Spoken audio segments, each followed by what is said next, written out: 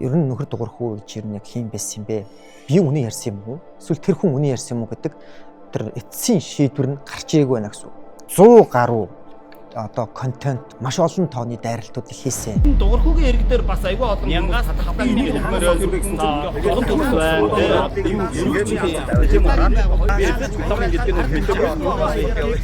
Хүнд хэцүү өвчтөй байх үед бас нэг зүйлийг маш сайн ойлгосон нь ер нь үхэл амьдрал гэж юу юм? Хүчин зовлон гэж юу юм? Одоо эцэг болж болж байлаа.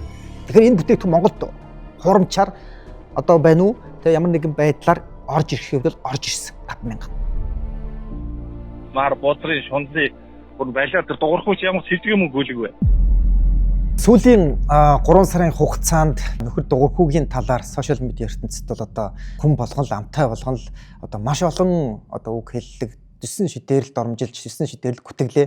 За тэр бүхнийг хийсэн хүн бол Сүхбаатарын Мөнхөд гэдэг энэ залуу байна. 2025 оны 6 сарын 18-наас 2025 оны 10 сарын 16 оны хооронд 100 гаруй одоо контент буюу видео, стори, пост байдлаар надрууд маш олон тооны дайралтуудыг хийсэн. Дуурхуугийн иргэн дээр бас айгүй олон янгаас хавтаа миний хэлмээр олон төгс байна.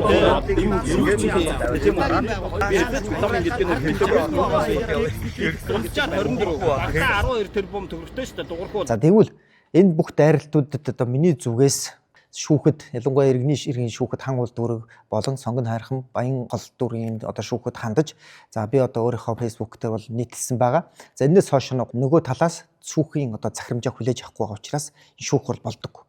Тэгэхээр эндээс үзээд юу гэж гарч ийн вэхээр би үнэн ярьсан юм уу? Эсвэл тэр хүн үнэн ярьсан юм уу гэдэг тэр эцсийн шийдвэр нь гарч ирээгүй байна гэсэн. Тэгээд дээрэс нь үргэлжлүүлээд одоо хамгийн сүүлд 10 сарын 16-нд хүртэл намайг одоо бас л одоо эвлэлдээр хэлсэн энэ контент хийсэн байгаа учраас өөрийнхөө зүгээс юу болсон эхнээс нь дуустал нь нотлох баримттайгаар за одоо хоёр талын байр суурийг за энэ CCTV болон маш олон тооны контент дотроос нь одоо яг ямар учраас над руу дайрав юуны төлөө байв гэдгийг та нартаа харуулъя гэж бодсон юм аа. Ер нь нөхөр дуурхуу гэж ер нь яг хийм байсан юм бэ? Хаана өсөж торно гэдэг өөрийнхөө бас нэг амьдралын түүхийг богнохоо нэг хэлж өгье гэж бодож байна. Миний хувьд бол намайг бол Баяр сайхан дуурхуу гэдэг. За 1988 онд за Дорнот аймагт төрсөн, өсөж тойрнож за тэндээ 10 жилийн сургуулийн боловсролоо эзэмшсэн. Манай гэр бүлийн хувьд бол манай эмээ бол улаан загалмайд ажилладаг байлаа. Баг бахаас л манай эмээ ч одоо улаан загалмайд тухайн үед бол ийм цагаан хувц өмсдөг байсан. Яг ч юм мэдгүй эмчлэм шиг санагддаг байсан. За энэний араас яг хөө зэрэг одоо манай ээж маань эмчээр ялангуяа одоо хүний их эмч гэдэг мэргэжлийг эзэмшээд за ээжийнхаа одоо яг түргэний тэргийн машинд нь бол миний хүүхэд нас өнгөрсөн гэж болно. Тэгэхээр миний хувьд бол энэ ийм учраас магадгүй эмчийн мэргэжлийг сонгосон байх гэж боддог. Тэгээ өөрөө ч бас дуртай. Одоогийн анагаахын шинжлэх ухааны үндэсний их сургуулийг бол сургуульд ороод за ингээд анагаахын сургуулийн оюутан байх одоо хугацаанд миний хувьд бол эрүүл мэндийн нэвтрүүлэг контентуудыг бас хийж оюутан цагаас эхсүүлээд нэвтрүүлэх ялангуяа энэ одоо нийгмийн эрүүл мэндийн боловсрол гэдэг чиглэлрүүд сонирхолтой гэдгийг мэдэж нэвтрүүлгүүдийг хийсэн байна. Зүрх судасны эргэтэн тогтолцооны талаарх ерөнхий ойлголтыг та бүгдэд өгье. Зүрх бол цээжний хүндийд тийм ээ хоёр уушгины гол байрлаж байдаг бөгөөд зүрх нь өөрөө булчинлаг хэрэгтэй юм. За тэр цагаас хойш одоо ингээд 10 жилийн одоо цаг хугацаа өнгөрчээ. Ухаан орсон цагаас эхсүүлээд яг үнэ хэлэхэд бол аавтайгаа хамт байгаагүй. Манай ээж бол одоо байдаг л одоо тий та бүхэн мэдэн шүү дээ одоо эцэггүй тэгэл дээрэс нь өрх толгоос эмэгтэй хүний амьдрал гэдэг өөрөө бас тийм бас баялаг эрх мэдэл гэдэг юм уу одоо тийм хангалуун байдлаас бол тийм актер байгаагүй. Гэхдээ бол намайг бол юугаарч дутаагаагүй. Миний одоо хувьд сургалтын төлбөрийг маань миний ээж одоо тэтгэврийнхаа зээлийг аваад хүртэл тэгэл ингэ болгож ирсэн. Би ч одоо анхаа үеийн байхдаа янз бүрийн одоо барай засал за тэгэл цэвэрлэгч гээл олон тооны ажлыг бол хийжсэн дөө. Тэгээд энэ хугацаанд би чинь бас анагаахын оюутан байх телевизэд ажиллаж тэрвээ тэрнгээрээ бас нэмэлт орлогоо болгоод тодорхой хэмжээнд явж ирсэн. Тэгээд оюутан гэдэг бол одоо оюутны байрнаас эхэлнэ. Анагаахын оюутны байрнаас дотор байрнаас эхсүүлээл одоо энэ бүхэл одоо айлын хажуурыг дамжсантай одоо тэгэл хорлолоос эхсүүлээл ингээл 100 айл 13 гэлээд бүхэл айлын хажуу подолыг бол нийтийн байраар бол явсан. Угсаа энийг бол одоо оюутан байх хөдөөний ялангуяа оюутнууд бүгд мэддэг баха. Тэгэхээр би хүмүүсийн яриагаар бол одоо тэгж нэг актер одоо өндөр түвшний тэ баян цатгалан айлын хүүхэд гэдэг юм уу тэ анханасаа бүх юм бэлэн байсан бол хүүхэд байгаагүй гэж дэлмээр байна. Өөрийнхөө хүч хөдөлмөрөөр Улаанбаатар хотод амьдарч амьдралын зураг замыг бол нэг ёсны зурж авсан. Намайг бас тэгсэндээ л анагаахын сургуулийг яагаад удаан хугацаанд төгссөн юм бэ? Голд нь улирсан юм уу гэж юм ярьсан байлаа л дээ. За миний хувьд бол анагаахын одоо сургуулийг бол одоо хугацаанд сургууль суралцах байх хугацаанд би чинь нэг Сүрээгийн менингит гэж нэг актер өвчнийг тусаад бүтэн 6 сарын туршид одоо энэ Сүрээгийн больницад хөвтсөн байдгийн. За энэ 6 сарын хугацаанд бол одоо менингит гэдэг нь өөрөө яг тархинд одоо эдэлэх, үрслэх маш хүчтэй өвчнөлтөө үхэл амьдралын асуудал яригддаг. Миний одоо хажуу талын ширээ юунд орны хүмүүс ингээл өдөр болгонд нэг нь байхгүй болчихдог лээсэн. Бензэ миний ээлж ирэх юм бол доо гэдэг хүртэл тийм их үхэл амьдралын загт 6 сар өөрөө одоо босож бийж чадахгүй нөвчөнд байж би 1 жилийн хугацааг бол өнгөрүүлсэн байдаг. Тэгээ энэ хугацааг бол яалтчгүй одоо хүн төвчний үеэс бол би анагаахын сургуулийг бол ингээд хугацаанаас өмнө төгсч чадаагүй. Энийг бол одоо хүн бүр бас мэддэг байх. Гэхдээ би энэ одоо хүнд хэцүү өвчтөй байх үед бас нэг зүйлийг маш сайн ойлгосон. Ер нь үхэл амьдрал гэж юу юм? Өвчин зовлон гэж юу юм? За тэгээд энэ өвчин зовлоноос энэ одоо хүнд үед бид нар ер нь одоо яаж энийг өөрийгөө өвтгөөс өмнө сэргийлэх ёстой байдгийг. Заавал энэ хүнд үед нь цоцсон үед нь ингэх ёстой юм уу? Гэгчлэн. Тэгээд дээрэс нь би ч тухайн үед одоо болцоох эмчийн яг анагаахны нэвтрүүлэг бас л Монгол оронд ирэх гоё гардаг нэвтрүүлэг байсан. Тэр нэвтрүүлгүүдийг үздэг байхдаа ийм гоё нэвтрүүлгүүд яагаад Монголд олон байдаггүй болов?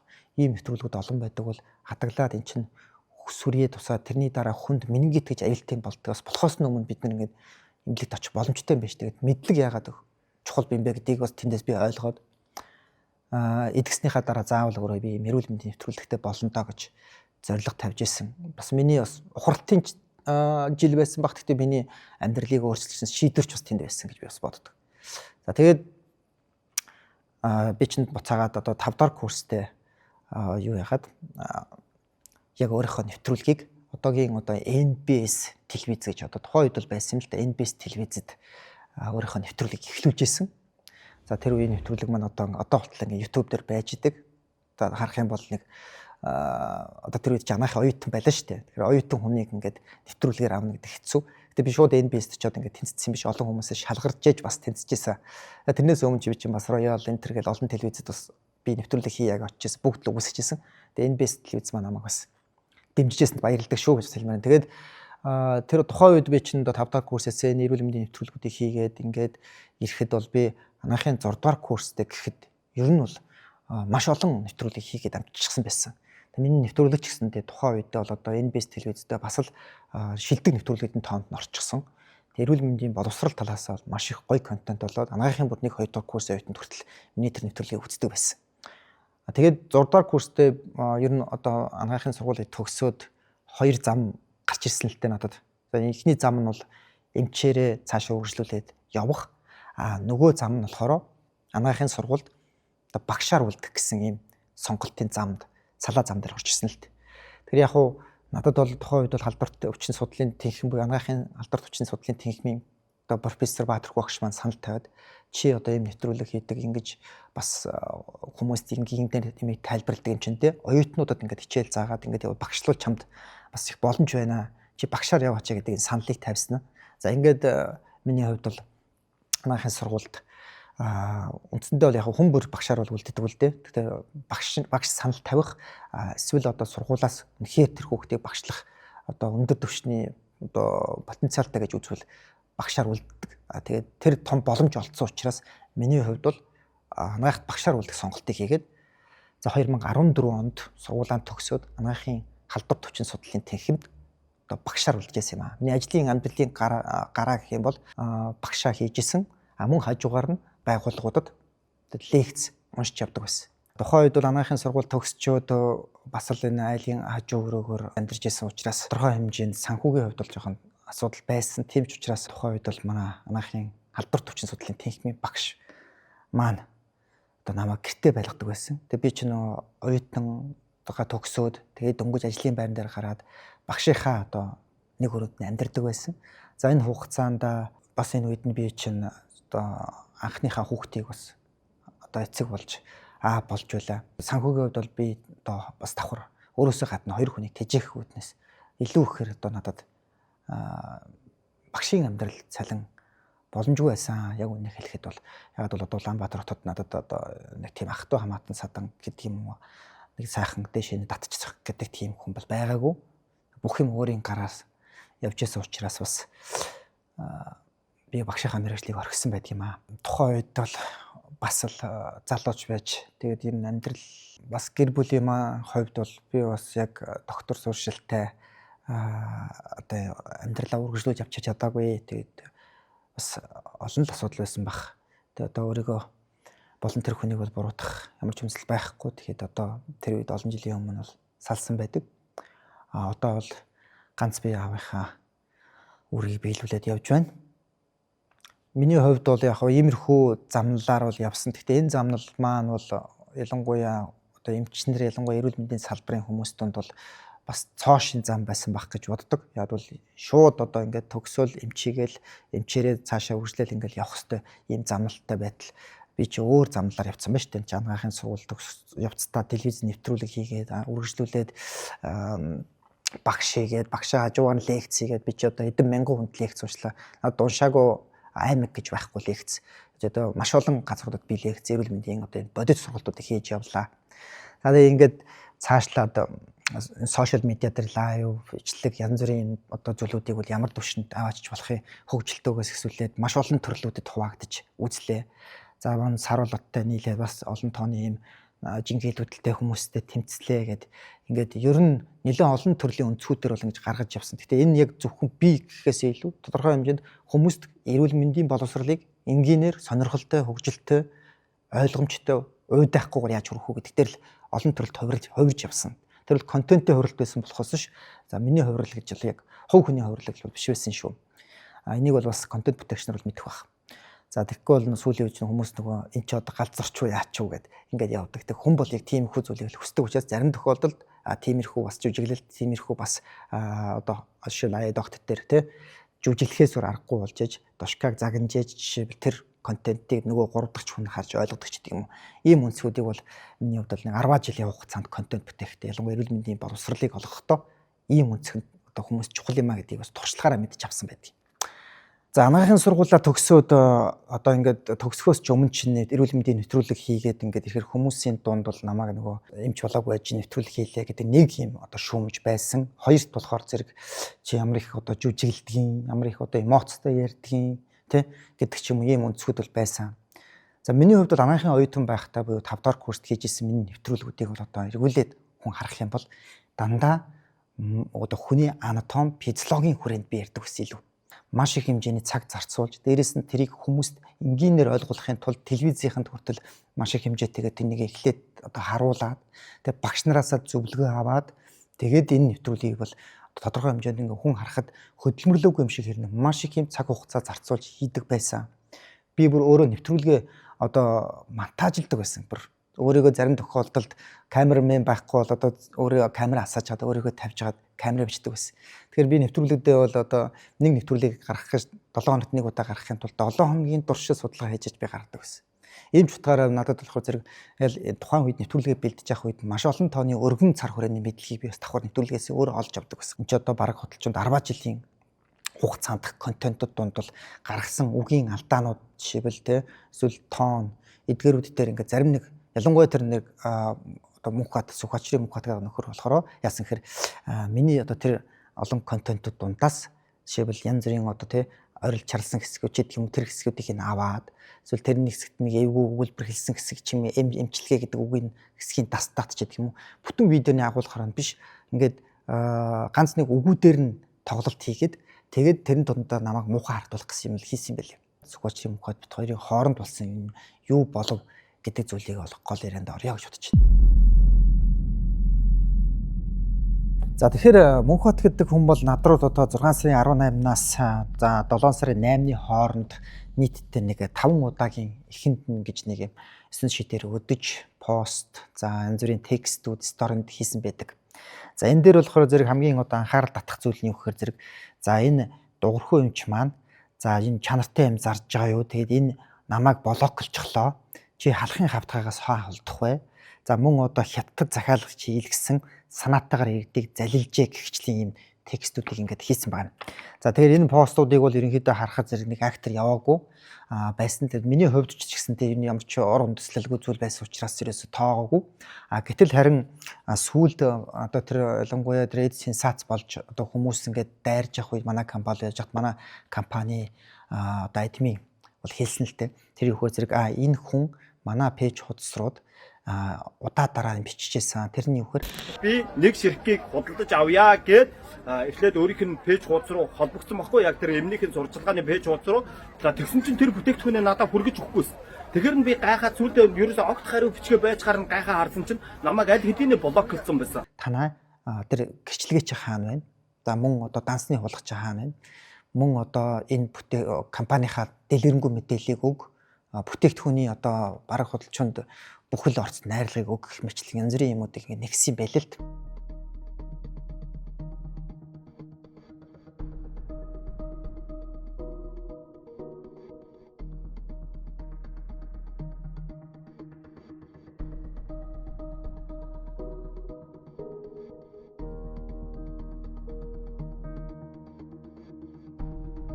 Тэгэхээр ер нь бол тухайн үед нөөрхий манай админ өөрийнхөө одоо гэрчлэгийнхээ хүртэл зургийг явуулж ирсэн. Тэр энэ ямар ч одоо хүн бол өөрөө ингээд та нарын одоо тий байгууллагын бизнесийн чинь чадрууд хүн орж ирээд ийм одоо цагдаа шүүх шиг эсвэл мэрэгжлийн хяналт шиг ингээд шалгаад байвал тэр чи одоо хүн бол шоконд орно. Тэгээд манай пэйж админ маань тэр залууг блоклсан байт юм лээ.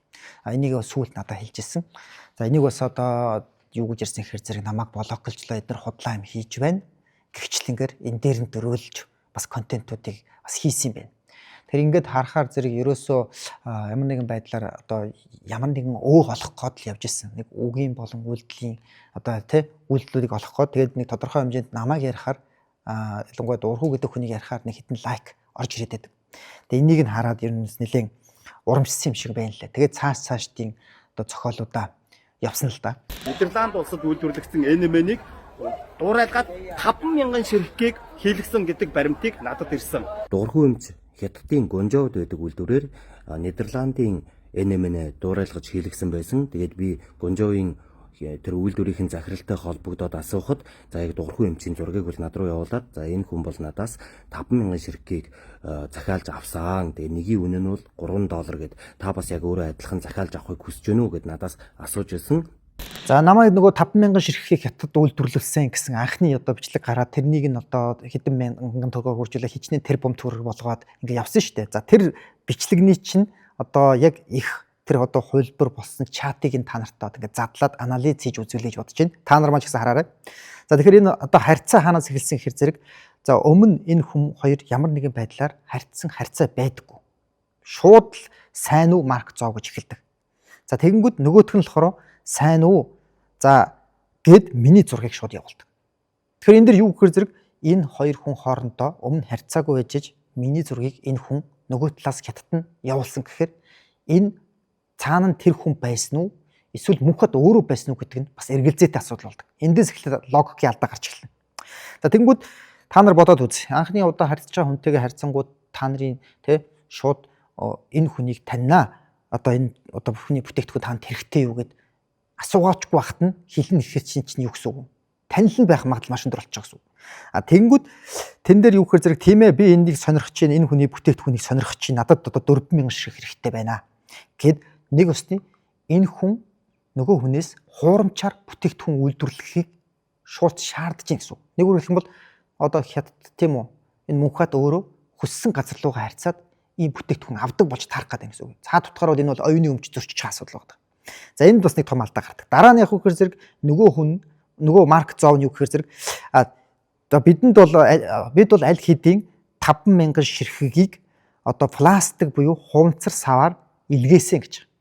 Ингэсэн бол Монгол руу 5,000 ширхгийг явуулсан. Тэгтээ тэр явуулсан гэдэг байгаа бүтээгдэхүүн нь хуванцар буюу пластик гэдэг энэ том асуудал гарч ирдэг.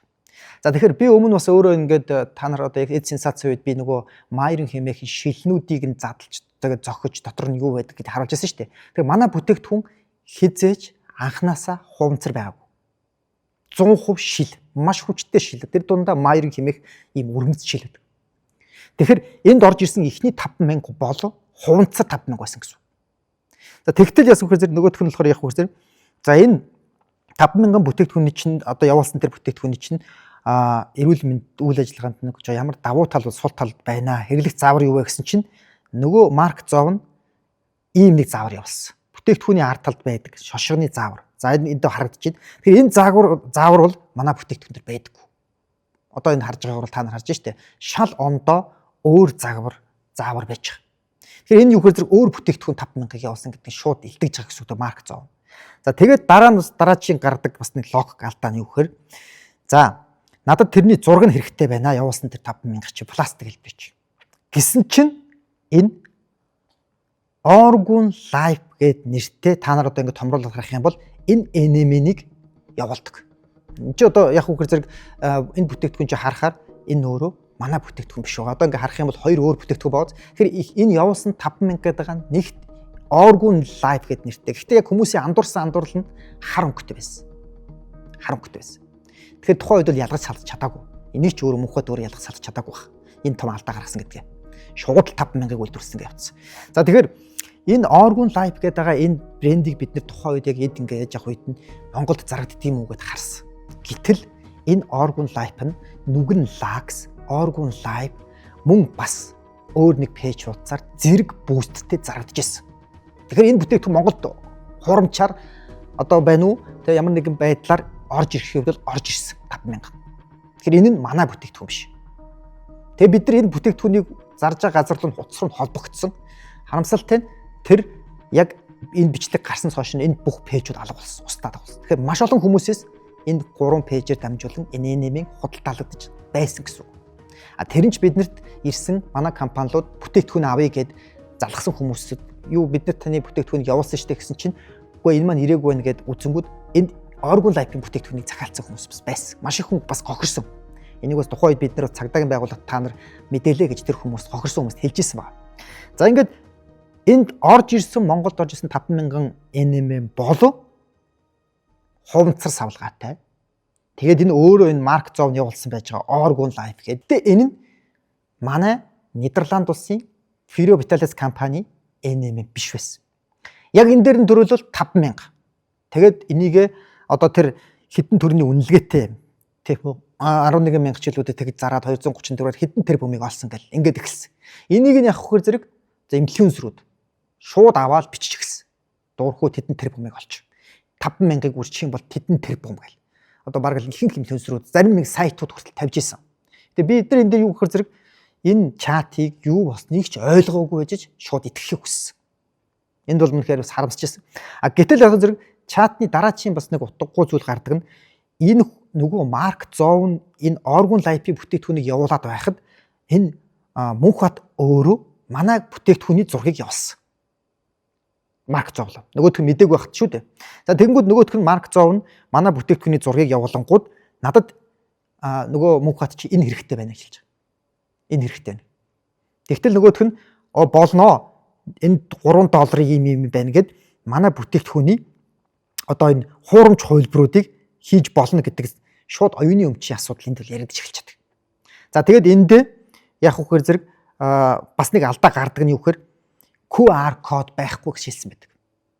QR кодгүй гэдэг нь юу гэхээр манай бүтээгдэхүүнүүд бүгд QR кодтэй буюу Европ руугаа энэ QR кодын тусламжтайгаар сайт руугаа нэвтэрч орж бүх мэдээлэл нь ордог бол нөгөө талаас тэр марк зов нь QR код байхгүй гэж хэлсэн байдаг.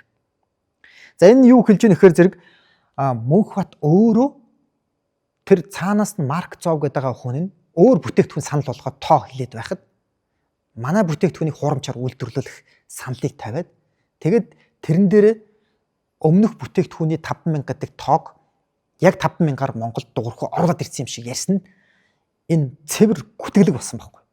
За тэгэхээр энд юу болсон бэ гэхээр дуурах юмч Нидерланд улсад үйлдвэрлэгдсэн NMN-ийн гадна талын хайрцаг болон дотор талын харагдах байдлыг нь яг адилхан дуурайлгаад хятад 5,000 ширхгийг үйлдвэрлүүлжээ. За энэ сургал гарсантай холбоотойгоор Нидерланд улсын Firo Vitalis компаниас за шалгалт надад хийгдсэн. За энэ шалгалтын дээр юу гэхээр яг одоо тэр хятадаас манай бүтээгдэхүүнийг одоо дундуур нь хуурамчаар үйлдвэрлээд чи оруулсан юм үгүй мө гэдэг зүйлийг одоо шалгасан. За энэ шалгалтын явцад тэр мөнх баттай харьцсан Марк Зов гэдэг үйлдвэрийн эзэнтэй Нидерландаас харьцсан энэ чат нь энд байдаг. За ингээд чатан дээр юу гэхээр зэрэг энэ бүтээгдэхүүнийг ингэснүү тэгснүү гэдэг энэ харьцаа хэлсэн боловч нөгөө талаас тийм байхгүй бид үйлдвэрлээгүй хуурамч мэдээлэл давтсан байна уучлаарай гэдэг юм ирсэн байдаг. За эндээс дүгнээд ерөнхийдөө бол одоо Нидерланд компани маань за дугуйрхүү бол одоо хятад үйлдвэрлээгүй юм байна. Энэ ямар ч гэсэн хуурамч мэдээлэл юм байна гэж нэгт шийдсэн. Хоёр болохоор за манай агаар болон за энэ одоо тээвэр, гайл гэх бүх зүйлүүдийг Нидерланд компани шалгаж үзээд бидэнтэй олон улсын гэрээгээ үргэлжлүүлэн хийх одоо ямар ч асуудал алгаа монголчууд арай ч энэ хуурамч үнд итгэхгүй байхаа наад хүний худал мэдээлэл өгсөн гэд шүүхэд хандаа гэдэг ийм л зүйл өгсөн. За бид нар бол зааварчлагын дагуу төв компанийнхаа зүйлээс за тийм байна гэд дугаа өнгөрөөд за ер нь ийм юмд арайч итгэхгүй л үгээд хайсан. Гэтэ энэ миний бод буруу болсон байдаг. Энэ яг хятадаас 50000 ширхгийг за ингээд энэ олон мянган ширхгээр оруулж ирж исэн гэдэг зүйлүүдийг мань хүн хийх үндэслэл нь юу вэ гэдэг асуудал гарч ирдэг. За энийг бол мөнх бат энэ видеонуудын нэлээд сүүлд нь буюу одоо энэ 2-3 сарын дараа за өөрөө нэг одоо улсын их хурлын гишүүний туслах нь намайг тэр дугуйрхүү чинь гайлгүй гайл байхгүй. Нэгүр хэлэх юм бол тэр дугуйрхүү гайлгүй юм чинтэй хятадаас л оруулсан байгаа шүү дээ.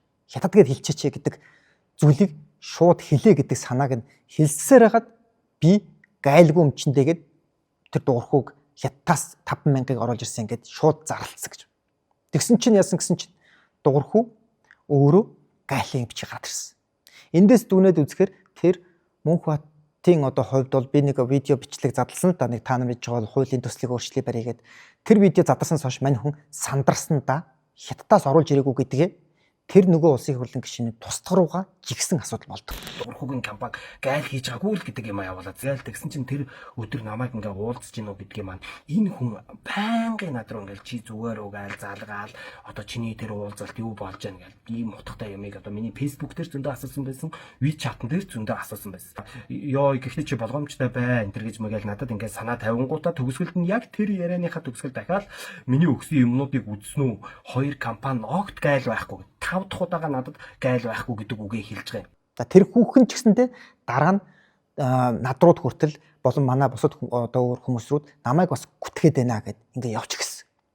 Нэгүүлэх юм бол мөнх хотын ярьсан бүхэн нотлогдож чадахгүй буцаад бүхэн мө одоо нэг осны үүсгэд эхэлсэн гэсэн. Тэгээд одоо яг үхээр зэрэг хятадаас оруулж ирж гэсэн зүйл нь нотлогдох одоо хоёрхан зүйл баримт байсан. Нэгдүгээрт нь тэр одоо WeChat-ийн харьцсан гэдэг чат нэг та нарын харсан. Эндээс бид нар үзэхээр та нар ч гэсэндээ өөрсөнд дүгнэлтээ би заавал өөрийгөө буруу зөвтгөх гэж ярихгүй. Хоёрдугаарт тэр өөрийнхөө амаар хэлсэн, лайв дээр хэлсэн, хятадаас оруулж ирсэн гэдэг чинь би хүний үгэнд ороод хэлсэн юм а гэдэг зүйлийг санааг энд гарч ирсэн байна. Энээс цаашаа мөнх хотын одоо нөгөө дөрөвдөө оролт бол бүр хэтэрсэн л дээ. Яг ямар учраас бид тэр ингээ уулзах чааваа гэхээр тэр 50000 ширхэг гэдэг бол зүгээр нэгдүгээр ээлжийн захиалга байсан. Энэний дараа бол 20000 ширхэг энэмэнийг захиалж хийлгсэн. Дараа нь 2000 ширхэг нийт ингээ хамгийн энгийн байдлаар одоо миний мэдж байгаа байдлаар бол 27000 ширхэг энэмэнийг дурамлаар хийлгээд Монгол руу явуулсан гэдэг ийм баримт юм надад ярьсан байхгүй юу? Би ч өөрөө энэ нэг хятадын ийм эмийн нэг компанид ажилладаг штэ та нар ер нь өмнө юу үзчихсэн бол мэднэ штэ тий. Тэгээ тэрнийхээ удирдлагаар ингээд нэг шантаажлуулж ээж тэгээд тэр захирал нь өөрөө надтай уулзахыг хүссэн. Тэгээд би бас одоо надад ингээд өөрөө яваад очих юм бол илүү бас илүү сайн мэдээлэл өгөх байх гэд тэгээд одоо би гонжоор нисгэж байна. Сонирхолтой энэ бичлэгнээс хойшоно тэр үйлдвэр дээр очисон болон тэр одоо Марк Зов гэдэг хүн болон бусад тэр одоо үйлдвэрийн тоо ширхэг бүтээгдэхүүний хуурамчаар үйлдвэрсэн гэдэг зүйл ерөөсөй байх байсан. Ямар ч тийм зүйл ярихаа болсон. Ямар ч нотлох баримтаг болж гисэн. За тэгээ энэ бичлэгэн дээр бол ингээ харж байхад бол тоо нь өссөн 27000 руу очсон тий. Дээрээс нь одоо нэг үйлдвэртэй нь очиж уулзах чинь гэсэн. Тэгээ үйлдвэртэй нь очиж уулзахынхаа өмнө манай одоо үйлдвэрлэгч компани эзэн тэрийг шантаажлж байгаад надтай уулзахаар болж юм хэлсэн байдаг. Тэгээ эндээс яг харахаар энэ мөнх бат гэдэг нөхөр энэ хятадд нэлээд олон юм үйлдвэрүүдтэй холбоотой сүлбэтэй өөрөө энэ бүтээгдэхүүнүүдийг 9 шидээр дураараа үйлдвэрлэх тийм хэмжээний холбоотой коннекшнтэй хүн болж таарж байгааг харагдаж байна. За ингээд ирэхээр зэрэг хүмүүст юу гэхээр зэрэг дараа дараачийн байдлаар баримттай нотлогоо хийн гэсээр хагаад хүмүүс тэр үйлдвэрийг харчих юм болов гэсэн чинь байхгүй болсон. Тэгээд сэдв нь шал ондоо зүйл рүү чиглэж гисэн. За энэ чиглэсэн сэдв бол энэ байсан. Одоо би хоёр цуврал блог гаргана. За блог маань болохоор тус тусдаа нэртэй. Нэгдүгээр блог нь болохоор Үхлийн жор гэдэг нэртэй. Хоёрдугаар блог нь Үхэлд хүрэх зам гэдэг нэртэй. НМ-ийг хор туршилт мөн дэлхий дээр байхгүй зүйлийг бидэнд хийж чинь гэдэг дараачийн одоо хөлбөрлөөр шилжиж эхэлсэн гэсэн үг. Канада улсад жишээлбэл НМ маань ингээд зардж байна.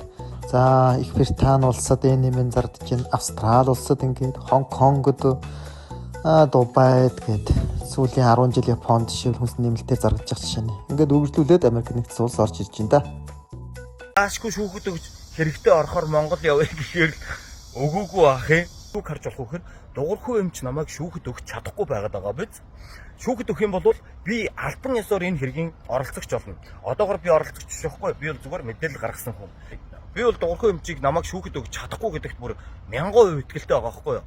Миний хүсэж байгаа юм бол дуурхуу эмч намайг шүүхэд өгөх байхгүй юу. Тэгээд намайг яах нэг юм шивээс мэвэстэй болохоор шүүхийн талаар юу ч мэдэхгүй гэж бодож байвал би энэ хэрэг дээр бол өмгөөлөгчгүй ороод өөрийгөө аваа гарчин ялчин дуурхуу энэ дээр би бол өөрийнхөө хуулийн мэдлэг 100% итгэлтэй. Би өглөө дансаа тавьсан шүү дээ, тэ. Намайг хүрээдэр гэдэг байгаа хүмүүс шүү дээ. Онгоцны хоёр талын VIP зардал заа ёо. VIP судлалын зардал. Улаанбаатарт байх VIP зочид буудлын өрөөний төлбөр. Тэгээ миний Улаанбаатарт ажиллах ажлын нэг өдрийн цалинтай шилжүүлээрээ. Тэгвэл очие заа ёо. За энэ бичлэгэн дээр юу гэж гарч ирэхээр зэрэг ерөөсөө намайг шүүхэд дуудаагүй байна. Дуурхуу эмч одоо удлаа ярьсан учраас намайг шүүхэд хандаагүй, чадахгүй гэдэг ч юм үзгээрсэн. Гэтэл би энийг яг 8 сарын 13-нд өөрийнхөө Facebook дээрээ постлоод яг ингэж өглөө гэдэг иргэний хэргийн шүүхэд ингэсэн гэдэг бичиг баримттай 203 хуудас нотлог баримт бүхий бичиг өгсөн байдаг. За ингээд энэ процесс чи үргэлжлээд одоо ингээ 2 сар гаруй хугацаа өнгөрч байна. Энэ хугацаанд юу болсон гэхээр зэрэг шүүх хурал яагаад болохгүй байна гэж хүмүүс надаас хүртэл асууж байгаа. Хин зүг яасан юм? Манай компани зүгээс ч гэсэнтэй одоо ингээд хүмүүс асуугаад танаа тэр чи шүүх хурал чи болсон уу гэдэг. Бид болохоор Монголдо бүх юмоо бэлдээд өөртөө одоо нотлуулах, шалгуулах бүх зүйлээ харуулад ингээд шүүх хурал болохыг хүлээгээд байдаг. Гэтэл нөгөө талаас нь гадаадад байгаад байдаг нөгөө хүн. Тэр хүн яагаад ирэхгүй байна гэхээр зэрэг энэ нөгөө шүүхийн захирамж гэдэг зүйлийг гардаж авч яж хоёр талаас шүүх хурал болдго юм байна. Тэнгүүд Монголд байхгүй учраас Монголд байдаг хаягууд руу тэр сонгон хайрхны хаяг руу жилүүдээ бас энэ Монголд байдаг хаяг руу хэдэн удаа захирамж авсан байгаа даа. Тэгээ өөрийнх нь Facebook-ийн энэ эрчүүдийн дэлгүүр одоо энэ өөрийнх нь хаяг гэдэг олон хаягууд дээр байгаа утаснууд дээр нь очиод асуугаад үзэхээр энд тийм юм утас байхгүй, мэдэхгүй гэтдэг. Захирамжаа гардаж авдаггүй. Одоо болтол байхгүй. Тэгэхээр яаж вэ? Одоо сүүлдээ бол өөрөө хохирогч болцсон явж илээ. Би сүүлийн бичлэгүүд нь харж байгаад бол миний одоо хүүхдийн дансыг хаачлаа, барьчлаа гэж хохирч болсон. Хохирогч гэж ярил бид маш ихээр хохирчод байна шүү дээ. Манай байгууллага, манай одоо компани, миний нэр хүнд энэ бусад бүх зүйлүүд бид нар дэндүүхээр хохирчод байна шүү дээ. Гэхдээ шүүгчийн захирамжаа гардаж авахгүй байгаа хүнд ямар арга хэмжээ авдгийг гэхэд асуугаад захын энэ хуульч хүн хэлчихэл шүү дээ. Тэр дансыг битүүмжилдэг юм байна лээ. Тэр дансыг битүүмжилэхдээ тэр Мөнхбат гэдэг хүний дансыг битүүмжилээд тэр дотор байж байгаа тэр хүүхдийн данс байна уу, юуны данс байна уу тэгж ялгаж салгахгүй Мөнхбатын л өөрийнх нь нэрдэх дансыг одоо яасан битүүмжилсэн байл шүү дээ. Тэнгүүд хүүхдээр өрөвдүүлэх гэлээдэг. Тэгээд дээрэс нь одоо энэ шүүгчийн захирамж авахгүй шүүх хурал улам удаад байдаг. Энээсээ болоод яаж юм гэхээр манай компани алдагдал, хохирол, олон хүмүүсийн энэ гүтгэлгүүд, зогсохгүй дайралтууд бид нар нэг талдаа гармаар байна шүү дээ. Шүүх хурал бол тэрийг нээлттэй ингээд харуулъя л та бүгдийг. Чи хүнийг зүгээр гүтгэж хайчаад хилийн цаана гараад Монголын шүүх цагдаа одоо юу гэдгийг одоо худалдагдсан байна. Дуурхуу бүгдийг ингэж тэгч гээд. Гэхдээ чи тийм байж нэгч бичиг цаасыг аваагүй сууж л шүү дээ. Зүгээр яг хуу эндээс харахаар хохирогч нь тэр хүн болж хуурсан байна. Одоо дараачийн дүр нь бол одоо цаашаа энэ хүн ингээд шүүгчийн захирамж авахгүй ингээд яваад байвал энэ одоо эрен сурвалжлах нийт тэрийг дараач юм л. Тэр үед бас нэг юм зохиож ир. Гэхдээ та нар бодоод үз. Хинч байсан та нарыг хэн нэгэн гүтгээд байхад тийм өөрийнхөө нэр хүндийг хамгаалуулахын тулд та нар харьяа дүргийнхаа иргэний хэрэг шүүхт очиж нэр хүндээ сэргийлье гэж. Тэгээд тэр нь хэн үнэн байх үгүй гэж шийтгэл ийм процесс л явж байгаа шүү дээ. Тэр нь шууд би одоо юу юм тэр Монголын шүүхт нөлөөлдөг. 2-3 сар өнгөрцөн процессороор л явж байгаа юм л шүү дээ бүх юм чинь. Тэгээ дээрэс нь би Монголын хамгийн баян болчихсон. Тэгээ баг худалчууд хаан банк, бусад банкны би баг эзэн юм шиг. Би тэр банкны эзэн үү? Тэр дансыг нь хаах тийм субъект биш шүү дээ. Тэнгүүд л одоо намайг нэг л мундаг аимшигын том одоо баян эрх мэдлийн дээд хүн болчихсон юм шиг яриад хүүхдүүд юм данс хүүхд мань хоолойгоо болж ийн яваад өөрийг нь хараад ингээд үзэхээр Монголд эрчүүдийн дэлгүүр гээл дэлгүүрийн бүтэн дэлгүүр ажиллаад хичнээн залуучууд ажиллаад байж лээ. Хүүхдүүд чинь талаа үлбэрч өгөхөд байж ин бодохгүй. Харин эсрэгээр манай компани борлуул бүх юм ингээд тэг заачаад бид цалингаа тавьж чадахгүй хэмжээд очиад байна. Хэн хохирогч?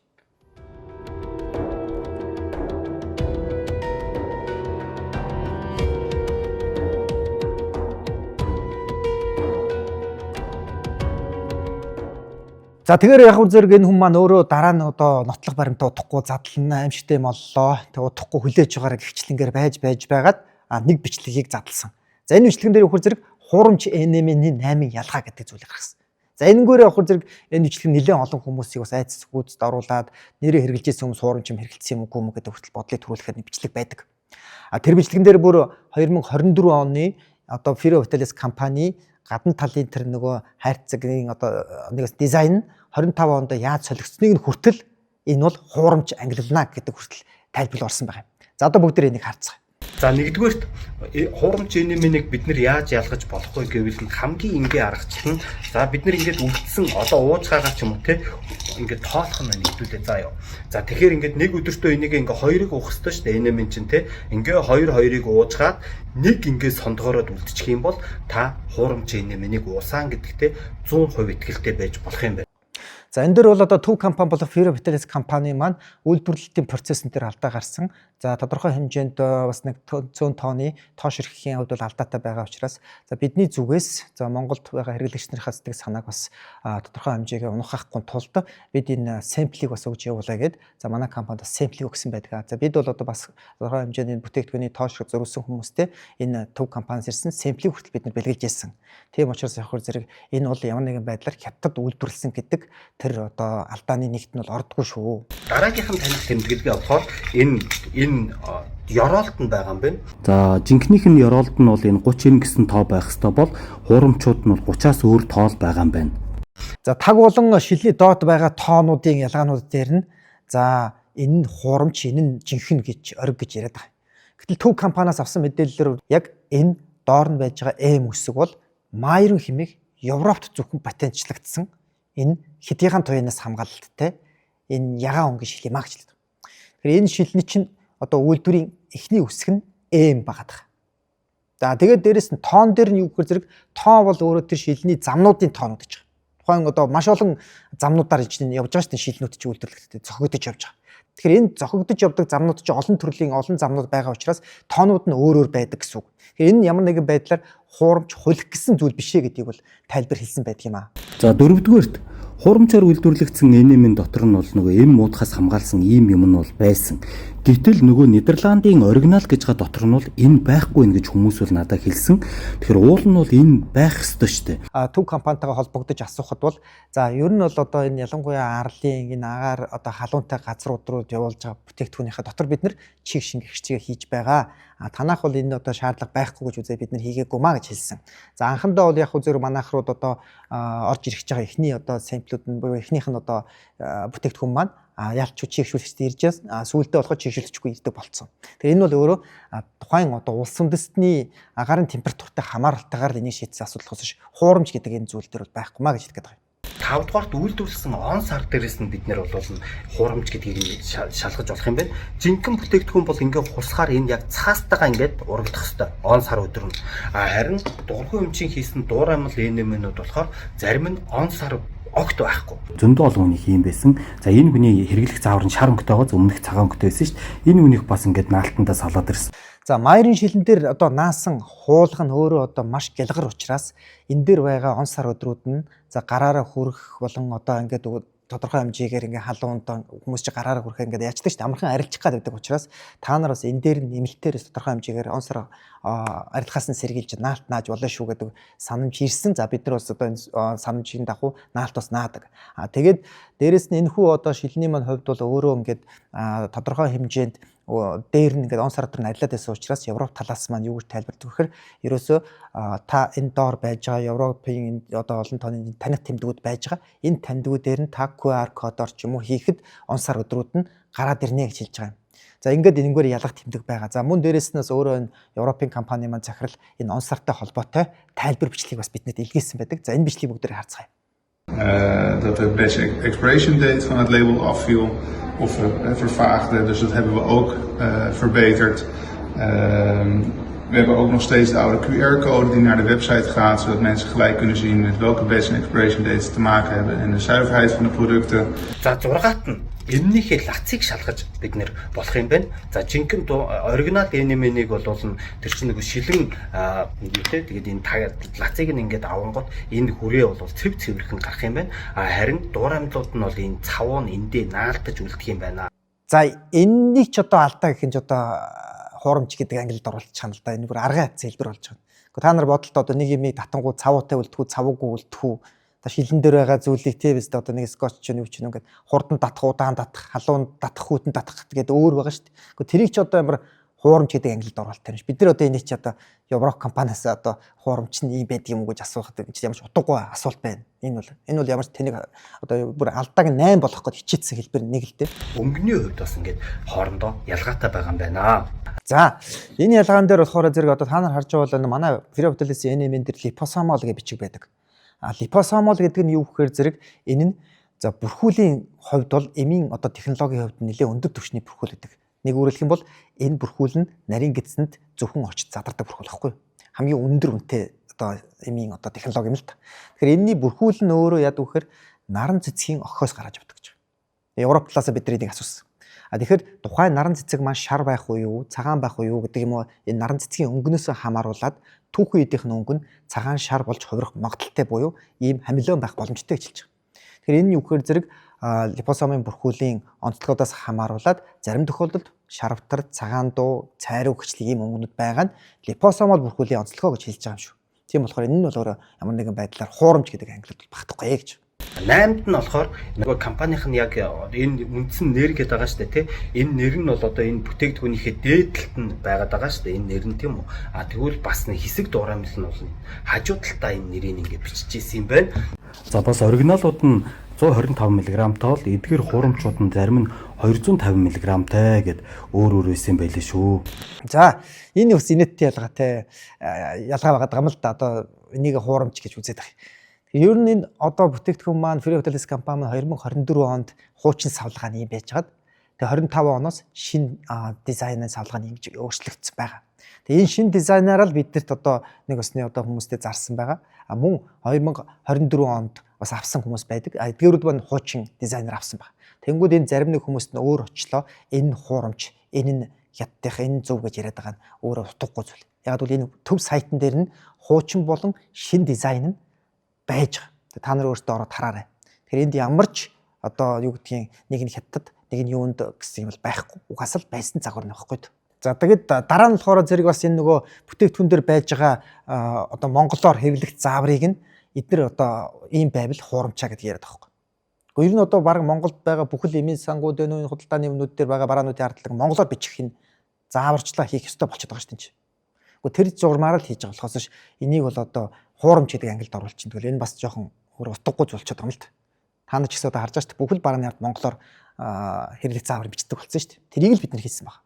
Тэнгүүд яг үхээр зэрэг мань хүн одоо нөгөө FTA-н хүлээн зөвшөөрөөд эхэлсэн дэлхийн олон орнууд зарагдаад эхлэнгүүд яг үхээр зэрэг одоо жоохон байдалд ороод ярьсан бүх хүм мухардаад эхлэнгүүд за NMN бол ерөөсө тэр чигээрээ бүгд хор гэдэг дээр ингээ байр суурин дээр үлдчихэд байгаа.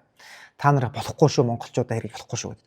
Гэтэл Монголд одоо манай NMN-ээс гадна бүртгэлтэй NMN-үүд байж л байгаа.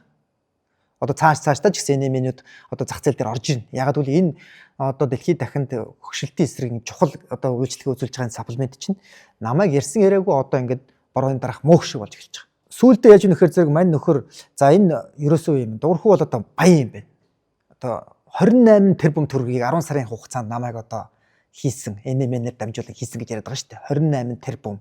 Эрүүл мэндийн яам, цагдаагийн байгууллага яагаад огт арга хэмжээ авахгүй байгаа юм бэ? 24 тэрбум төгрөгнөөс одоо дунджаар 24, багадаа 12 тэрбум төгрөгтэй шүү дээ. Дуурхуул зоолттой байгаа заа юу. Тэрнээсээ одоо ингээ хахталж ихсэн шүү дээ. Тэгээ хэр баргийн одоо уул уурхайн компани ч юм уу одоо мэдхгүй би одоо энэ 28 тэрбум төгрөгдөөс үг сонсч үзээгүй. Байгаа хгүй. Тэгтлээ 28 тэрбумтантай хязгааргүй баян хүн болгоод тэгээ хязгааргүй баян хүн чинь бүгдийг худалдаж авдаг гэж яриад за өөрийгөө одоо нэг өсний өмөрж хамгаалуулах хүнтэй хохирогч дүрлүүш шилжиж эхэлж байгаа байхгүй яг энэ байсан. За ингэнгүүд яг зэрэг бүгдийг худалдаж авдаг юм байна. Одоо гэсэн юмнуудыг ярьж эхэлдэг. За тэгэнгүүтээ яг үгээр би зүгээр ингээд манай компани дээр харахаа зэрэг манай дээр яг одоо ингээд авсан бүх бүтгэлүүдээ бид нар хараад үзэхээр бид нар чи авсан хүн болгоно бүртгэл хийгдэж байгаа шүү дээ. Тэгэхээр нийт манай доктортой авсан хүн 3000 орчим хүн байдаг байхгүй. 7 хоногт 1000-аас 50000 ширхгийг оруулсан гэхээр бүх монголчуудыг авцсан. Хэдэн 100,000 хүн хэрглэж байгаа юм шиг ярьж эхэлдэг.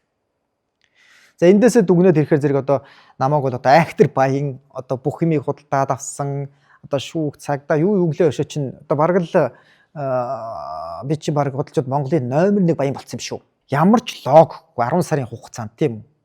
Дэлхийн ямар ч томоохон компаниуд ч ийм мөнгө хийж чадахгүй шүү дээ. Энийг бас бид нар бодож үзэх хэрэгтэй байхгүй. Энэ залуу сүүлдээ хохирогчд гэдэг зүйлийг гаргаж ирээд за ерөөсөө болохгүй хог гэдсэн учраас та нар одоо ерөөсөө хохирсон гэдэг юм өнцгүүдийг гаргаад хэдэн мянган хүмүүсийг гаргаж ирж байгаа юм л та. Одоо тэр хамгийн өндөр дагагчтай тэр хохирчдын групп гэхэд 15,000 гаруй байхгүй. Гэхдээ энэ дэр нэг логик алдаа гардаг л да. Одоо 28 орчим тэрбум төгрөгийн одоо борлуулалт хийцгсэн тий. Тэрнтэй хэмжээний л одоо 100,000 хүн байгаа гэж ойлгосон байна шүү дээ. Гэтэл бидний одоо хувьд бол манай компани өөрөө бүртгэлтэй буюу авсан бараа бүтээгдэхүүний авсан хүн болгонд бидний бүртгэл хийдэг. Тэг бүртгэлийг харахаар зэрэг 3,000 хүрэх хүмүүс байгаа. Тэг группүүдийг харахаараа 5-6,000, 10-15,000 гэсэн баахан группүүд ихтэйчихсэн. Тэр энэ дэр логик алдаа нь юу гэхээр зэрэг ерөөсөө хохироогүй маш олон хүмүүс тэр дотор хохирцсан юм шиг нэгт байсан. Хоёрд хохироогүй байсан одоо өөр хохирогчд гэсэн нэртэй юм группийг өмнөх группийн түүхийг харахаар өөр группүүд байсан байж дэг. Тэгэхээр одоо яг үгээр зэрэг яг хохирсон гэдэг тэр процесс яг юу болсон юм? Энэ талаар нэрх хэрэгтэй. Хохирогчд гэж байсан уу?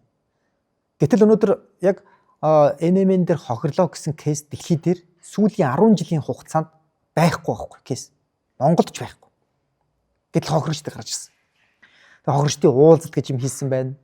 За хохирогчдын одоо тэр холбоонууд нь одоо намайг шалгуул гэдэг цагдаа руу явах хүртэл гомдлуудыг бичүүлж яасан гэд маш олон ийм заваан олон төрлийн ийм ажиллагаанд явсан байдаг. За тэгээ хохирогчдын групп дотор одоо тэр дотор ч ингээ бас толгойлж те түүнийг ахалж байгаа бас хүмүүс байдаг. За тэр хүмүүсийн нэг нь бол одоо энэ хүн байгаа. За энэ хүн бол өөрөө одоо маш ихээр хохирсон гэж ярьдаг. Дээрээс нь маш ихээр одоо хүмүүсийг бол уриалж байгаа. Тэгвэл би энэ хүнийг нь өөрөө над руу ер нь одоо биччихсэн үү? Надаас бүтээгдэхүүн авч ирсэн үү гэж үзсэн. Бүтээгдэхүүн авч ирсэн байл. За одоо энэ тал одоо харж байгаа бол одоо хэд удаагийн захиалга хийж бүтээгдэхүүн авч ирсэн баг. Тэгээд бүтээгдэхүүнөө ууж явах үедээ уусны дараах үеийн тэр хүний бие дөгжөөс өөрчлөлтүүд нэгдэж байгаа. Маш их баярлалаа. Маш их гоё байна. Үнэхээр би эрүүлж байна гэдэг чин сэтгэлийн талархлуудыг илэрхийлчихсэн баг. Гэтэл яг сүүлийн нэг сар энэ кейст гарсантай холбоотой хамгийн одоо ихээр хохирсон хүн бол таарсан. Эндээс дүгнээд үзэхэд энэ дотор хохироогүй байж хохирсон болж тэр дотор бусад хүмүүсийг уриалан дуудаж ирсэн хүмүүсийн оройлон магнааж ирсэн хүн нь хүртэл над руу ингэж бичижсэн байгаа байхгүй. За хохирогчдын одоо групп дотор байгаа хүмүүс маань хохирогчдын уулзалт гэдэг зүйлийг зохион байгуулсан. За энэ уулзалтан дээр нийтдээ 7 хүн очсон байдаг. Тэр хүмүүс болохоор хин хохирсон яасан хийсийг ингээд би бинийг харах гэж очсон юм байлээ л. Тэгээ харамсалтай тэн дотор ямар ч нэг хохирсон байхгүй шүү дээ. Чи витамин хүмүүс нэмэлт дуудсан ус. Судалгаа надад тэр эмнэлгийн зүгээс гаргаж өгнө гэсэн заяа 2-3 газар байна. Тэгэхээр бид нэр тэрэн дээрээ дөрөөлөөд за энэ кейсээрээ бид нөгөө улсын форумд ингээд энэ үнсний нэмэлт бүтээгдэхүүнийг ингэж олон нийтийн хэрэгслээр ингэж суулцчихлахгүй гэдэг хуулийн заалт гаргуулах гэдэг аахгүй юу? Хууль гаргуулах гэдэг. Тэгээд тэр улсын хурлын гишүүний туслах очиж байгаа шүү заяа. Одоо чи наадтай чинь хүмүүс чангаар гэж чинь байгаа. Бага. Тэгээд ерөнхийдөө бид нэр массад нэг юмыг ойлгох аягүй шаардлагатай. Тэр нь юу вэ гэхээр уугаад биеийн байдал нь ямар болсон бэ? Ингээд гүндэрсэн тэр жишээнүүдийг олон сайн гаргаж харуулах хэрэгтэй байдаг. Тэгжиж энэ масс илүү сайн нөлөөлнө. Наад залууч нь бол өөрөө энэ уран кино, клип, реклам гэх зөндөө юм дээр ингээд найруулагч энтрээр ажиллаж ирсэн. Тийм болохоор ингэж ярил илүү гэдгийг бас ингээд зөвлөгөө өгжүүл чадах байх шүү. Тэгэхээр одоо тэр сэтгүүлч энтер нь очивол бэлэн биш бол ерөөсөө битгий яриараа. Бэлэн биш бол ярьсан болов одоо өөрсдөө бид нэр бүр улам юм замбраагүй болгож харагдуулсан. Тэгэхээр яг сайхан бэлдэж ярьж байгаа найруулагч залууч нь ярьж гэх юм бол наадах чи одоо хүмүүс мэдэж байгаа учраас за энэ бодлоо энэ кино салбарын хүн ороод ирлээ эдгээр бол бодлоо болж ийн гэх магадлалтай. Тийм учраас энэ залууг бид нэр хамаагүй ингэж маск гаргах юм бол өөрөө бас ингэж нөгөө бидний мэдээлэл хүчгүй болчихно. Тэгэхээр энэ наад залууч нь надаас мэдээлэл маань аваад та нартай ингэж гол холбож өгөөд та нар гол нь энэ яг тэр ярьж байгаа заавраар нь яг ингээд тунгийн гол нь тохируулаарай. Хитрхи амар болгож болохгүй шүү. Ерөөсөө за яг ингээд болохоор юм шиг ярьжсна. Яг цагаа тулангууд камер ирээд ингээд асуунгууд бүх юм мартчихдаг байхгүй юу? Тэгэхээр одоо нэг цаасан дээр мартчих магадгүй тэмдэглэсэн маач гэдэг юм уу? Тэгэж мэгээ тэрийг харж мараад яриул айгүй зүгээр шүү. Гэхдээ борхуулч заалаа. Би найруулагч юу вэ? Юу нь бол зүгээр найруулагчлахгүй юу? Маргааш дэлгүүр дээр нь очиж гисэн үү? Тийм, дэлгүүр дээр нь очиж гисэн. Та тэрэнд нь явах нь уу? Харин одоо өнөөдөр шивээл болж байгаа хэцүү юм байна. Тэрэн дээр бол зүгээр шууд дэлгүүр дээр нь яг цагаа тохироо. Тэгээд энэ дотор нөгөө найруулагч гэдэг нөхөр байсан. Тэгээд юу хийх гэжсэн гэдэг энэ ярианаас нь та нар бол ойлголоо шүү дээ. Тэгээд цаашлаад явсан гэхээр зэрэг дараачийн процесс нь тэндээс одоо манай дэлгүүрлүү дайрыг одоо имлэгт шинжилгээнд орё гэсэн нэг юм одоо дараачийн зохиолууд нь явсан юм байлээ. Тэгээ процессыг нь бол одоо дараа нь цааш нь яасныг яриа л та. За тэгвэл бүгдээрээ яг энэ сенсацаас болж хэн хохирсны гэдгийг хэн хохирсан бэ гэдгийг бодиттой хохирогчдыг харцгаая.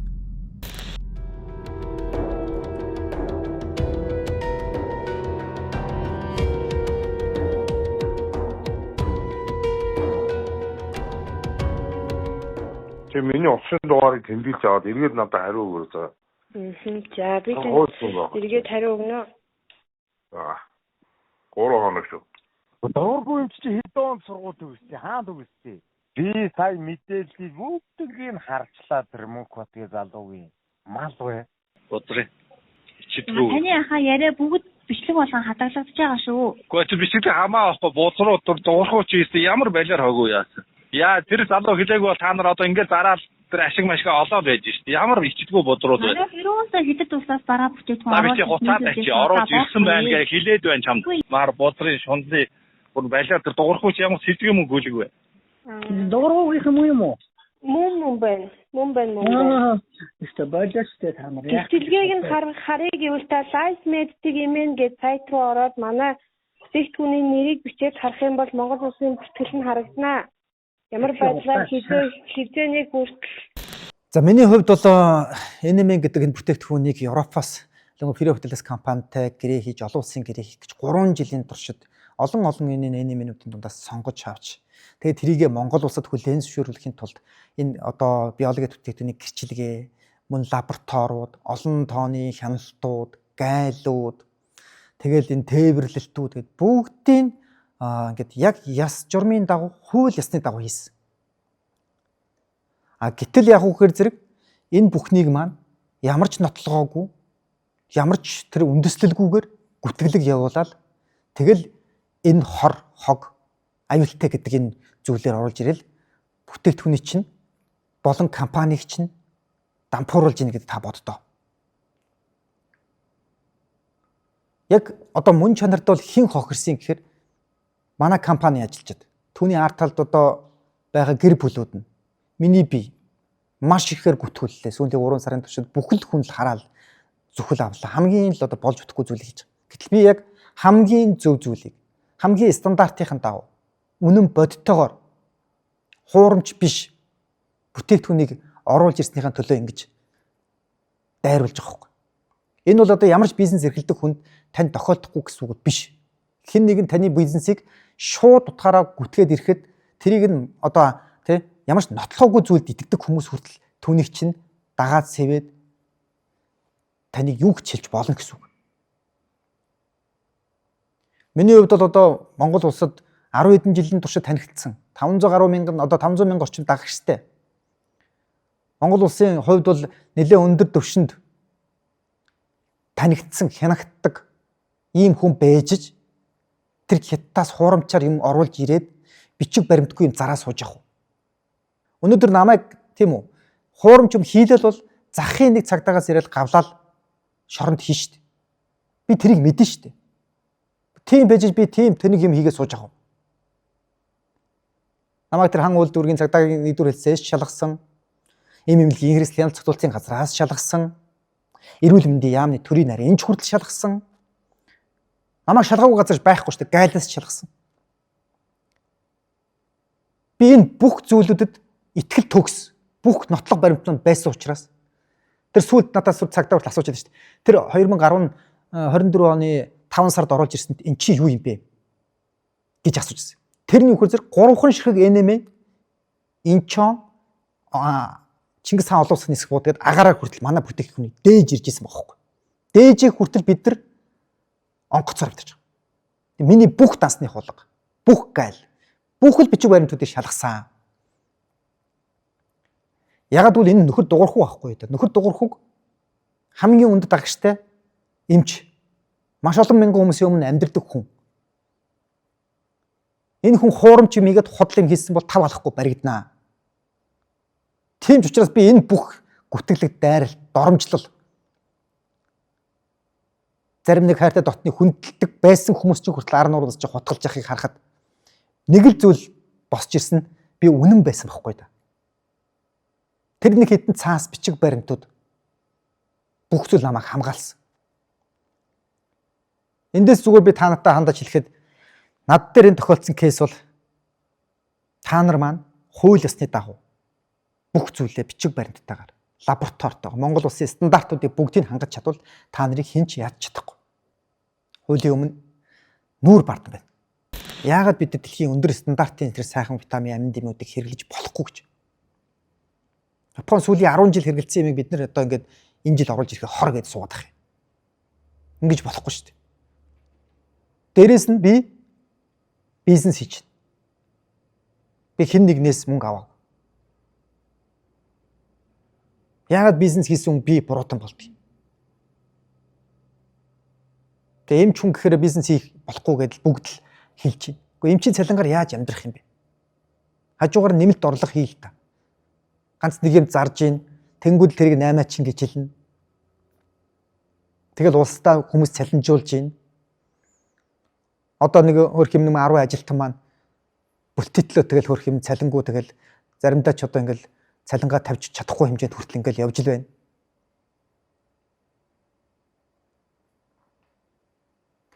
Тэгээ яг энэ бүх дайралт, энэ бүх гүтгэлгийн ар дээр нь би зүгээр нэг л юмыг харж байна. Хүн бол итгэхийг хүссэн юмдаа итгэдэг юм байна. Тэр хүн юу ярьж гин, үнэн нотлохоо ярьж гин үү, нотлохоотой биш вэ нүгд хамаагүй байна. Шууд л гүтгэлэг байсан ч тэр хүн итгэл үнэмшилтэд ярьж л агвал тэр нь шууд шуурж итгэдэг юм байна. Тэгэхээр надад тохиолдоогүй зүйл танд тохиолдохгүй гэсэн үг бол биш ээ. Бид нар энэ соёл арай дэмтэж байна. Зүгээр л одоо нэг хэлийн цаанаас ч юм уу, хаанаас ч юм уу шууд хүнийг үндэслэлгүй гүтгэж байна.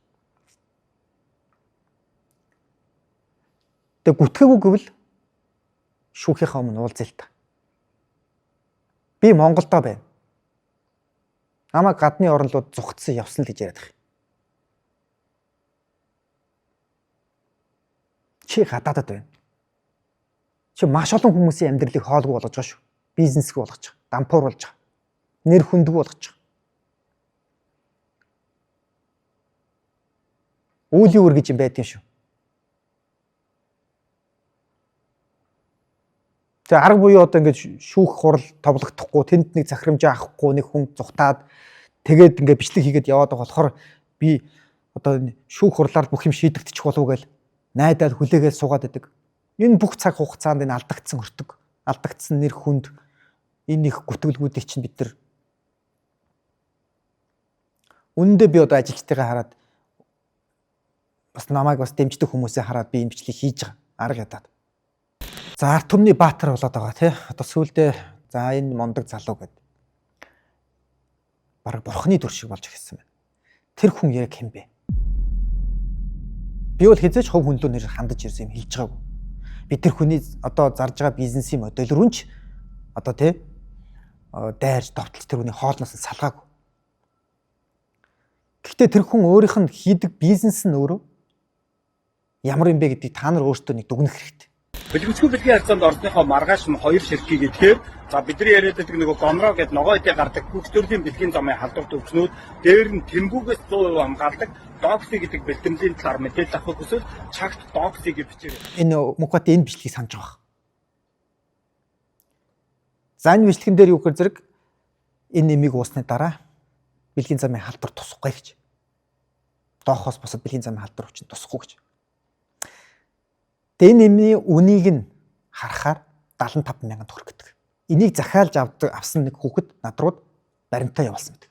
Энэ нь юу гэхээр өөрийнхөө хувь данс руу аваад 75,000 төгрөгийг ажлын 7 хоногт ирдэг юм байна. За энэ бүтээгдэхүүн энэ харагдаж байна. За тэгээ ирсэн бүтээгдэхүүнийг нь юу яагаад үзэхээр одоо харахаар хятад бичгтэй байгаад байдаг. Зургийг ингээд чат GPT-гээр оруулаад харангууд та нар одоо харж байгаа. Доксициклийн гэдэг антибиотик багтаа. Тэгээ энийгээ болохоор зэрэг нөхөр юу гэж ярьдаг вэхээр би хувийн хэрэгцээнд ашигладаг гэж.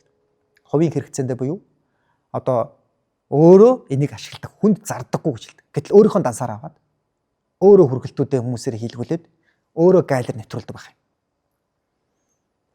Энэ бүтээгдэхүүнийг нь Монголд хэдэн төгрөгөөр зарддаг гэхээр харахаар 4,400 төгрөг гэж байгаа. Доксициклийн. Тэгэхээр доксициклийн гэдэг нь өөрөө юу гэхээр зэрэг антибиотик. Энэ бол цэвэр утгаараа эм. Энэ хүн бүр өөрөө эм зарж байна гэсэн. Витамин биш, эм шүү дээ. Антибиотик шүү дээ. Тэгээ энийг гол нь олон 100 залуучууд хэрэглэсэн байх магадaltaй. Энэ видео бичлэг нэлээд хэдэн жилийн өмнөөс л явдаг байсан гэж байна. Тэгэхээр маш олон залуучууд энэ бүтээгдэхүүнийг нь авсан гэсэн үг. 75,000 төгрөг. Тэгвэл энэ хүн 4,400-ийн бүтээгдэхүүнийг 75,000 төгрөгөөр зарж байгаа энэ хүн өөрөө тийм ариухан амт нь. Нэгт. Хоёрт өөрөө хууль бус зүйл хийгээгүй юу? Би энэ бүтээгдэхүүний эмийн тухай хуулийг харлаа. Энэ эмийн тухай хууль нь тэр хүн эмийн бүтээгдэхүүнийг хувь хүнд тийм үү? Монгол улсын гайлаар нэвтрүүлэх нь нэг том хэрэг. Бусад хүмүүст антибиотик гэж хэлэхгүйгээр зарж байгаа нэг том хэрэг. Дээрээс нь энэ бэлгийн замын өвчнүүдийг бүгдийг хамгаална гэдэг ойлголтыг тэр хүмүүсийн тархинд хийж өгөөд бэлгийн замын далд халдварыг цаашаана ямар түвшинд аваачиж байгаа мэдэхгүй. Өнөөдөр Монгол улсад энэ үндэсний аюулгүй байдлын хэмжээнд очиж штеп бэлгийн замын халдварч байна. Гэтэл Монхотын энэ зардаг ямиг авсан залуучууд өөрсдөө бэлгийн замын өвчнөд тусахгүй гэж бодоод байна. 4,400 антибиотик уугаад явж байгаа хүмүүс хэдэн зуун байна гэж боддоо. Мөнхөт хэлжсэн. Нэг ч хүн хохирж байгаагүй миний ямиг авсан хүмүүс гэж. Ямар ч хүн, ямар ч эрэгтэй хүн тэр зүйлийг авчаад миний эрэгтэн гिचлээ. Ийм юм болчлоо гэд хохирол гаргаад явах уу? Энэ эмзэг сэдв байхгүй да. Энийг мэддэг байхгүй цаадагч. Энийг мэддэг тэр. Тийм учраас нэг ч хүн минийхэр хохиргоогүй гэж ярьдаг. Энэ хүнийг шалгаач, энэ мөнхөтийг шалгаач. За энэ хүний үнэт зүйл нь энэ дээр нь өөрийнх нь ярьж байгаа зүйл нь тэр яриад байгаа миний одоо витаминыг тийм үү одоо энэ NMN гэдэг зүйлийг хор хог гэж яриад байгаа аюултай монголчууд туршиж ийн гэдэг тэр хэн туршаад байгаа яг үнэ. Хоёрдугаарт нь бас энэ бичлэг байдаг. Энэ бас нэлээх сошиалар яваад харагддаг. Дохын халдвар тээгч хүнтэй бэлгэвчгүй бэлгийн харьцаанд ороход дохын халдварыг бидэнд халдаахгүй эм гэж байгаа дохоос урьдчилан сэргийлдэг. Тэрний талаар мэдээлэл авъя гэвэл чагт преп гэж бичнэ. Энэ дэлхий дээр бэлгэвч гэдэг юмыг хэрэглэхээ байсан. Энэ дэлхий дээр бэлгэвч гэдэг юмыг хэрэглэхээ байсан. За энэ бичлэгийг нь бол харахад бол энэ бүр аимшигтай. Ерөөсөө л доох тийм гэдэг зүйл бол ерөөсөө энгийн болцсон. Тэгээ энийг ууж хахад л ер нь асуудал болчлоо гэж. Гэтэл за миний хувьд бол өөрөө халдварт өвчин судлалын техникийн ангаахлын багш байсан хүний хувьд энэ доох гэдэг өвчлөн ингэж энэ хүний амны зоргоор ярьдаг юм энгийн зүйл биш. Тэгээ энийгээ болохоор зөвтгөж ярихдаа дэлхийд даяар юм болчиход байгаа та нар хаана яваад байгаа гэд манай эрүүл мэндийн салбарын хүмүүсийг доош нь хийж ярьж гардаг. Гэтэл энэ юм нь өөрөө үнэхээр тэр хүний дархлал хомслын вирустэй хүн тийм үү мэс заслын хахалгаанд орох. Эсвэл тэр хүнээс төрж байгаа хүүхэд маш олон ийм өндөр түвшний шаардлага, маш олон тооны стандартуудыг барьсан тохиолдолд зөвхөн мэрэгжлийн эмчийн хяналтанд дор хэрэгэлдэг зүйлийг л зүгээр онлайнаар өөрийнхөө хаан банкны данснаар мөнгөөр аваад тэг Монгол руу явуулж инд. Энийгээ зөвтгөхөд өгдөг. Энийг энэ ч залуучууд нь зөв та нар хаана яваад байгаа гэж үзээд байдаг. Гэхдээ одоо тэгвэл энэ доох гэдэг өвчин Монголд ямар өндөр түвшинд байгааг нь мэдэж гинүү. Одоо тэгээд энэ Мөнхбатын ярьж байгаагаар энэ доксициклийн байна уу, преп байна уу, энэ бүхнийг нь уугаал явж хахад ерөөсөө энэ дэлхийд дээр ч бэлгийн замын өвчин гэдэг юм шийдэгдсэн юм шүү. Энэ олон халдвартын эмчнэр байх шаардлага байна. Миний хувьд та нарт 100% нэг зүйлийг үннийг хэлье. Эдгээр бүх зүйл ялангуяа энэ бэлгийн замын бүх халдвараас сэргийлнэ гэдэг байгаа энэ эмнүүдийг уусны дараа та яаралтай энэ бэлгийн замын 70 халдварын шинжилгээнд ороосоо гэж хэлмээр. Хүмүүс болохоор бэлгийн замын халдварыг болохоор зөвхөн өнгөц нэг 3-4 халдвар гэж боддог. Гэтэл эн чинь 70 халдвар 11 төрлийн халдвар байж байгаа. Вирусын, бактерийн, мөөгөнцрийн, эгэл биетний гэд маш олон төрөл байна. Мозокийн шинжилгээнд нөгөө зүгээр гэж өөрийгөө бодож болохгүй.